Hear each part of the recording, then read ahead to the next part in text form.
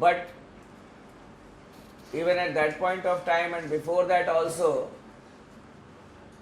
I had told in these classes, not going by emotions or any other thing, that Article 370 cannot be repealed.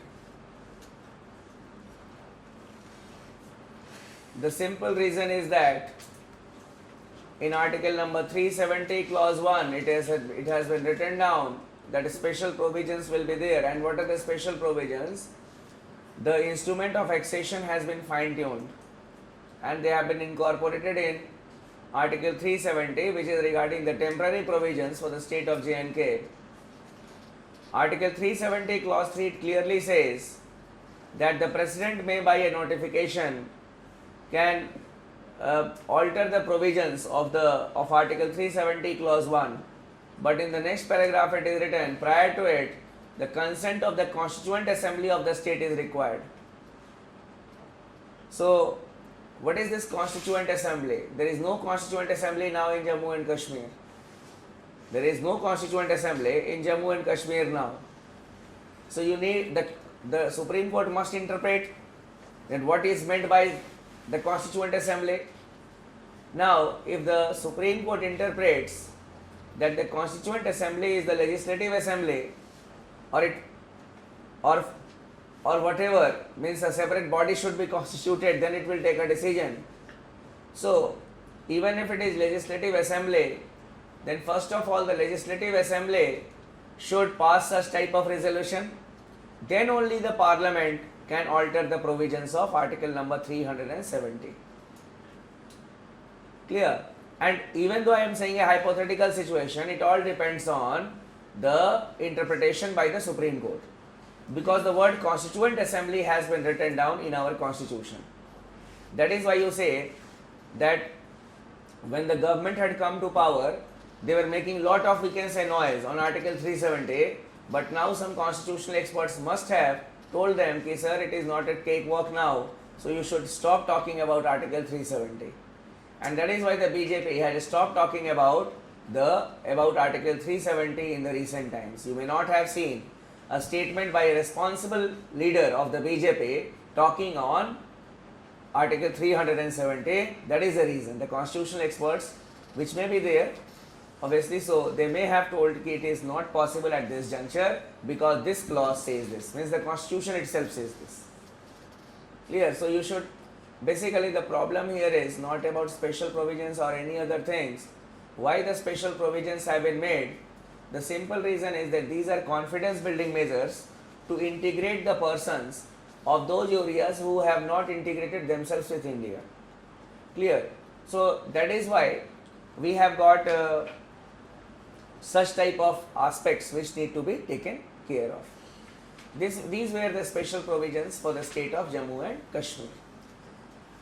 Now coming to the next topic that we need to discuss, it is the judiciary.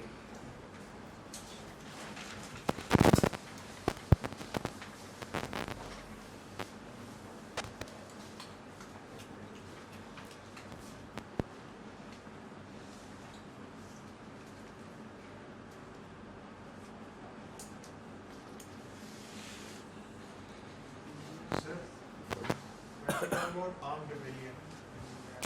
देखो A part of बता AFSPA. नहीं armed rebellion is something very different. In India, national emergency can be proclaimed on three grounds.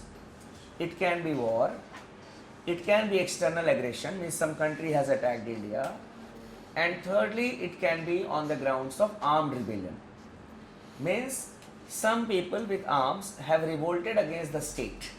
That is armed rebellion. So if the national emergency is proclaimed in this country on the grounds of war and external aggression, then that emergency will be automatically extended to Jammu and Kashmir also. But for example, if tomorrow there is an armed rebellion in the southern part of the country, people have revolted with the help of arms, a civil war type of situation is there. So at that point of time, if the national emergency is proclaimed in the country, it will not be automatically extended to Jammu and Kashmir. The president will issue a separate proclamation that the national emergency on this ground is being extended to J&K. Then only it can be extended. It is in that sense. It is not related with Armed Forces Special Powers Act.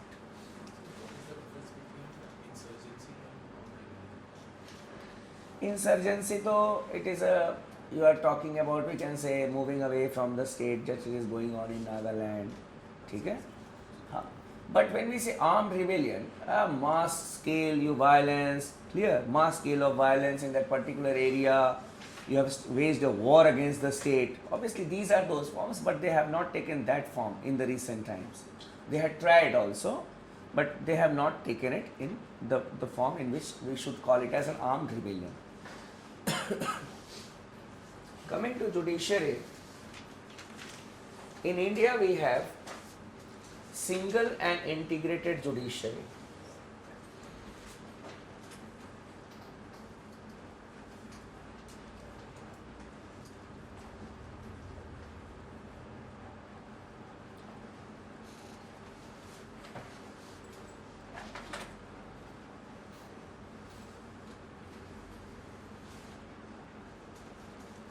Single and integrated judiciary.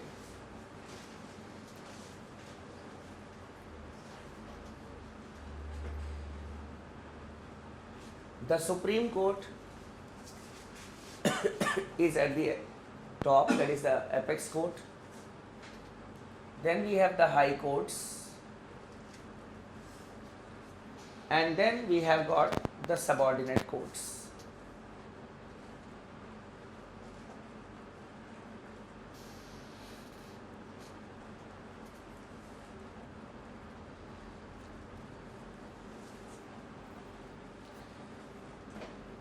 Why we say that it is a single and integrated judiciary? Because in the civil and the criminal cases, the proceedings start from the lower courts, that is the subordinate courts. The judgment is given here, then we can go here. And after the judgment is given here, then only we can go here. So there is a single system and integrated system. It is not that they are working here and there. Now coming to the apex court of the country, that is the Supreme Court.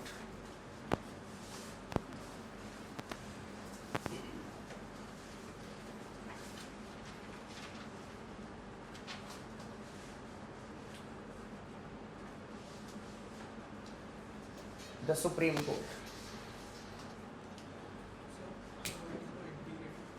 क्योंकि ये ना अलग अलग काम नहीं करते हैं, ठीक है, पूरे सिस्टम इंटीग्रेटेड है.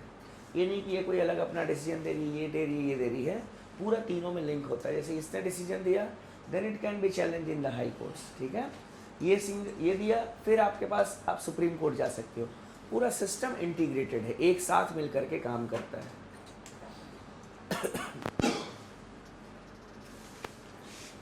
Coming to the Supreme Court, it is the apex court.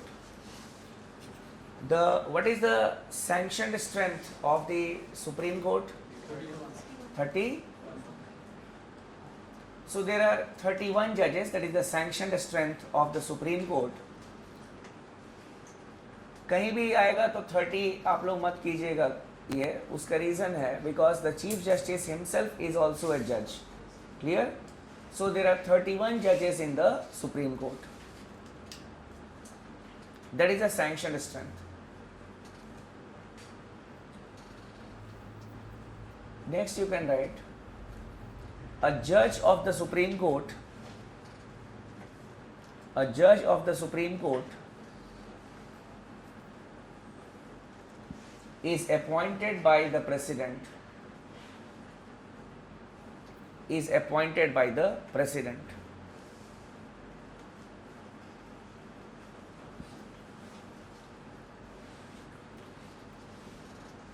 While appointing the Chief Justice of India, the CJI, the Chief Justice of Supreme Court is known as Chief Justice of India. While appointing the CJI, the President may consult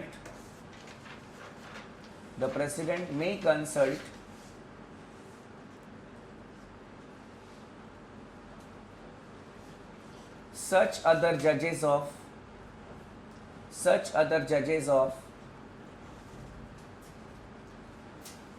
the Supreme Court and High Courts,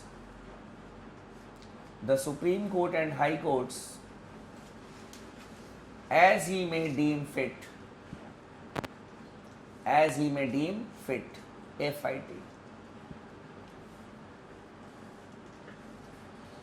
यहाँ पे to avoid any controversy, the seniority principle is taken into consideration. Clear? When Mrs. Indira Gandhi was the Prime Minister of this country way back, I am saying, so at that point of time what she had done, she had superseded, we can say, and appointed a junior person as the Chief Justice of India, and in protest to that, many of the judges of the Supreme Court had resigned who were senior. So now to avoid any controversy, the seniority principle is taken into consideration, and the senior most judge of the Supreme Court is appointed as the CJI. It is a convention, no doubt it is not a written thing, but yes, the seniority principle is taken into consideration by the President. Next you can write, while appointing the other judges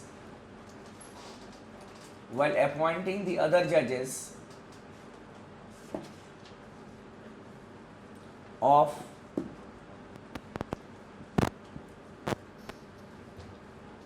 the Supreme Court, the President shall consult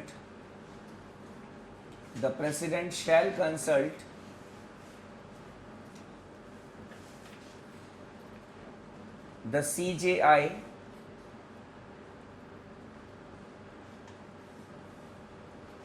and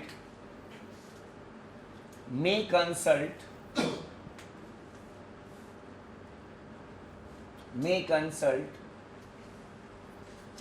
such other judges of the Supreme Court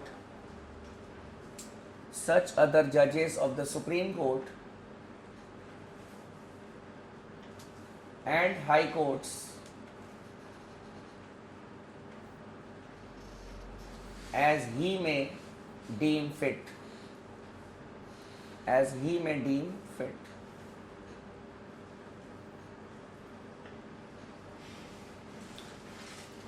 Now, there was a controversy here regarding the wordings in the article, that is Article 124 Clause 1, which talks about it,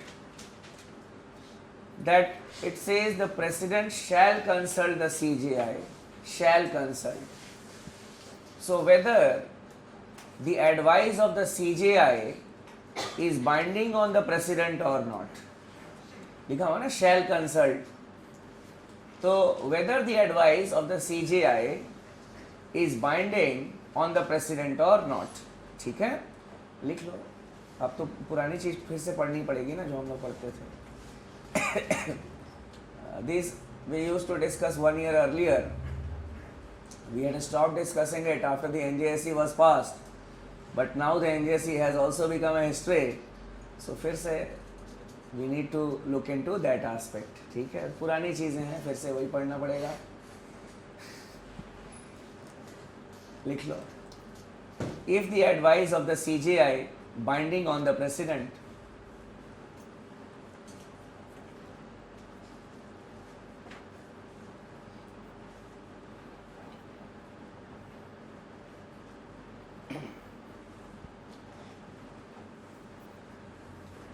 so first the matter came in 1982 before the Supreme Court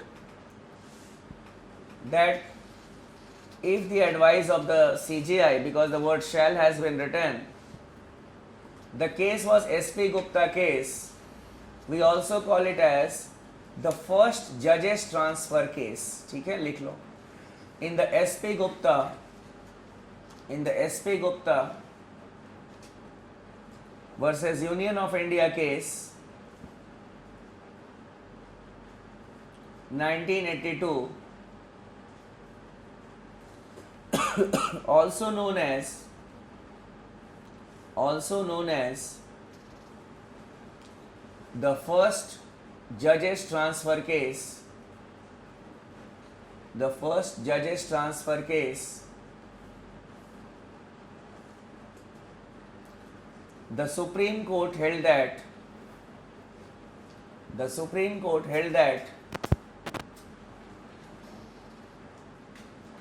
the advice of the CJI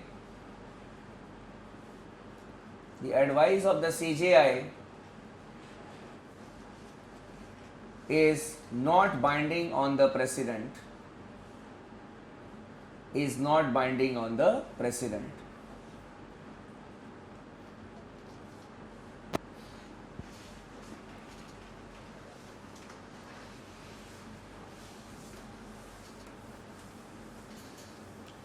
Next you can write, in the Supreme Court advocates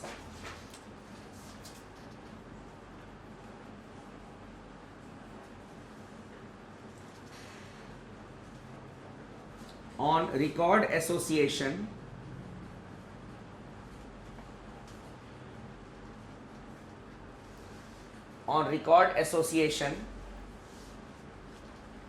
versus Union of India case 1993, it is known as the second judges transfer case.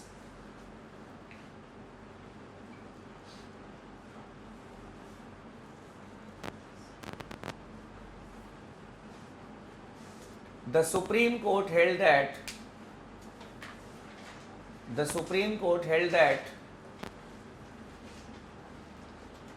the advice of the CJI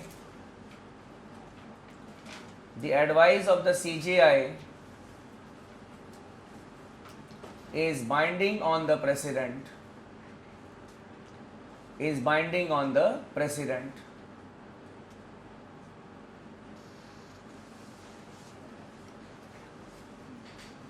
but before giving an advice to the President,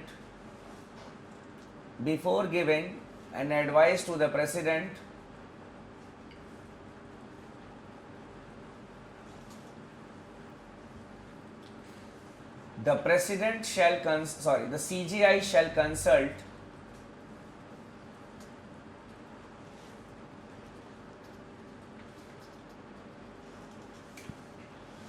two of his senior most colleagues,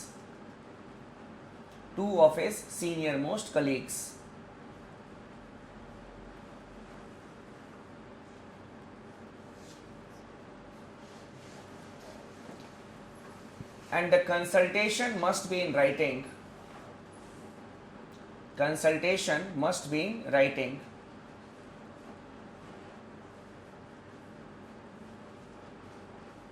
यहीं से ना collegium system की शुरुआत हुई थी. From here only, जो अखबार में आप लोग पढ़े होंगे ना, बहुत लोगों को समझ में नहीं भी आया होगा कि क्या है क्या नहीं है.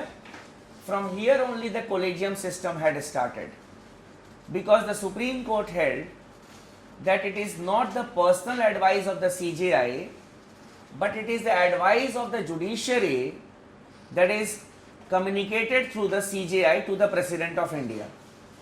And that is why the CJI must consult two of his senior most colleagues before giving any advice to the President of India, that whom to appoint as the जज of the supreme court.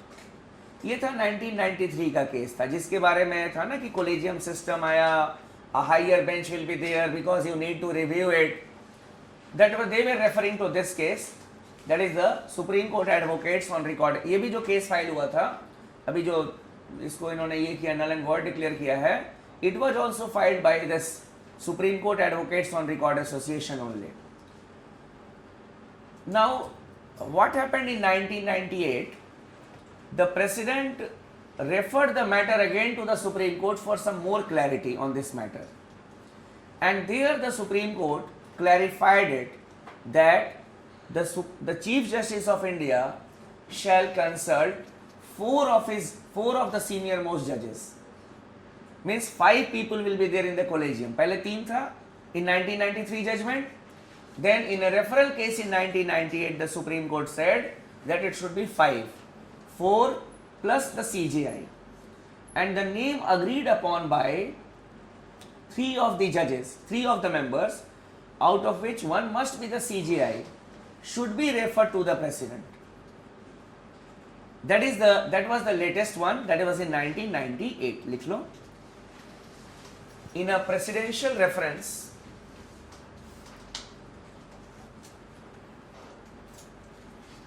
of 1998,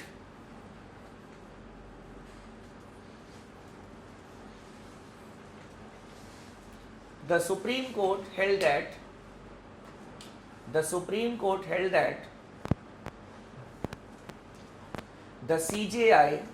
CJI before giving an advice to the president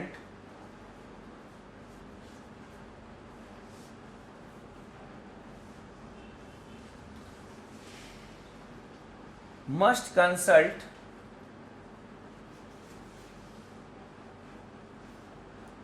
four senior most judges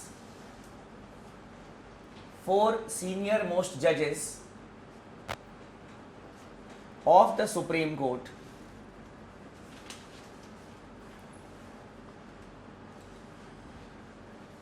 The name agreed upon by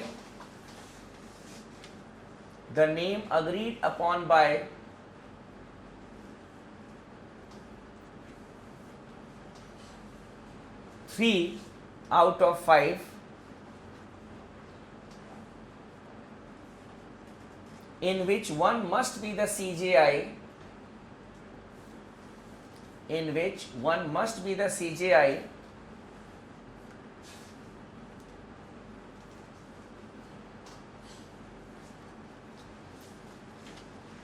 to be referred to the president.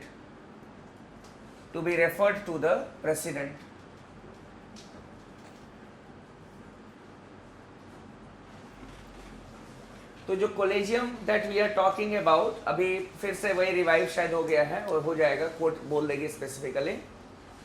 Then CJI plus 4 other judges, the name agreed upon by the CJI plus 2 other, इसमें से 2 clear. ये नहीं कि 3 में मतलब ये तीनों हो जाएगा, CJI नहीं भी बोलेगा तो चल जाएगा. CJI must say yes, mean CJI's voice will be heard. ये जो होगा, ये लोग जो बोलेंगे, that person will be appointed as the judge of the, and it was the system that was being followed in India since 1993. पे 3 थे, उसके बाद 98 के बाद से ये 5 का कोलेजियम आ गया था. Here you can write the president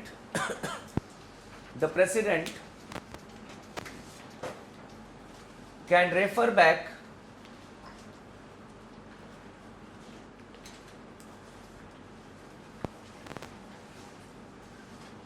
the name suggested by the collegium, can refer back the name suggested by the collegium for its reconsideration only for once.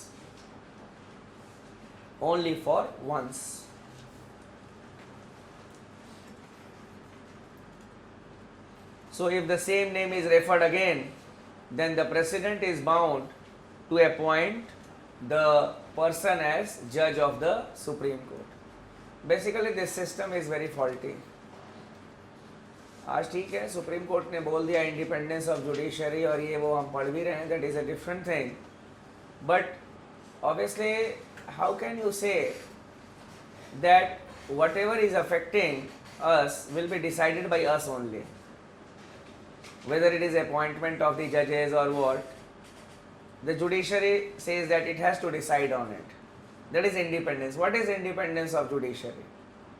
The independence of judiciary is basically related to the judgments which are being given. Clear? And what we have seen is that the system is full of faults. The system is full of faults. First of all, it is you who will decide that who will be the part of our group, who will be the judge, and basically the appointment of the judges or any appointment is an executive process. It is an executive process. So we have got a system of judicial review for that also. I am not saying that okay, completely you should give it to the executive. The National Commission or the National Judicial Appointment Commission was formed. It was much awaited. You see, there was a clear-cut balance, and it was not that there was a say of executive. आज अखबार वाले भी कुछ बोल रहे हैं बहुत ज़्यादा.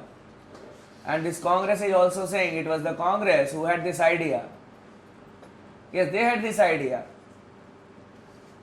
And basically यहाँ पे आप देखो कि we have got 3 members from the judiciary, Chief Justice of India plus the 2 other senior most judges, 3 members out of 6 from the Supreme Court, then 1 representative of the government, and not only government, he is the representative of the people also, a minister of law and justice, and then 2 eminent persons to be appointed by the president.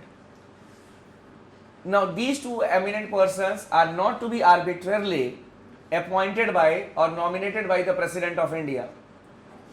For that, a high powered committee was to be there, consisting of the Prime Minister, the Chief Justice of India, and the leader of opposition. So in the search committee of the eminent person, you had the CJI also, the PM also, and the leader of opposition also. Clear? It means that if your CJI and the PM will not collaborate, you will not be able to nominate the 2 members. So where it was the monopoly of the executive in the new system. That is the mere bone of, we can say the bone of contention. Independence of judiciary, it will be the say of the executive. Where it is the say of the executive. And the system would have brought the executive and the judiciary closer with each other. A better harmony should have developed in the appointment of the judges. Okay, these are the additional judges, 110. Okay, this is the record, this is the track record of these people. Okay, shortlisting of 10 people based on that. Let the collegium decide on the basis of merit who will be there in the high courts, who will be there in the Supreme Court. So a more transparent system would have evolved. Abhi to there is an iron curtain. It is an iron curtain. Who is appointed as a judge of the Supreme Court? And many of the recommendations which have been given by the collegium, it has been faulty also. Faulty also. For example, Mr. Justice Dinakaran, he was the Chief Justice of Karnataka High Court. Now a collegium referred his name to be appointed as a judge of the Supreme Court. There were charge sheets against Justice Dinakaran for corruption cases. Charge sheet उसके against में file थी. His name was recommended by this collegium to the president.